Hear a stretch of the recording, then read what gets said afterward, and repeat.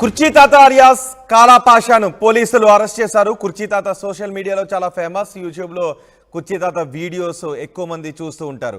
అయితే కుర్చీ తాతపై కంప్లైంట్స్ రావడంతో, ఫిర్యాదులు రావడంతో జూబ్లీహిల్స్ పోలీసులు కుర్చీ తాతను అదుపులోకి తీసుకుని పోలీస్ స్టేషన్కు తరలించారు. వైజాగ్ సత్య స్వాతి నాయుడు ఫిర్యాదు చేశారు కుర్చీ తాతపై. తమపై కుర్చీ తాత తప్పుడు ప్రచారాలు చేస్తున్నాడు అంటూ ఫిర్యాదు చేశారు. బూతులు తిడుతూ యూట్యూబ్ వీడియోలు చేస్తున్నాడు అంటూ ఆవేదన వ్యక్తం చేశారు. కుర్చీ మడత పెట్టి డైలాగ్తో కుర్చీ తాత ఫేమస్ అయ్యాడు. ఇటీవల గుంటూరు కారం సినిమాలో కూడా ఆయన డైలాగ్ను తమను వాడాడు. గతంలో వైజాగ్ సత్య ఉప్పర్బాలుతో కలిసి టిక్ టాక్ వీడియోలు చేసేవాడు కుర్చీ తాత. కుర్చీ తాత సోషల్ మీడియాలో చాలా ఫేమస్ కావడంతో కుర్చీ తాత డైలాగ్ను గుంటూరు కారం సినిమాలో కూడా వాడారు.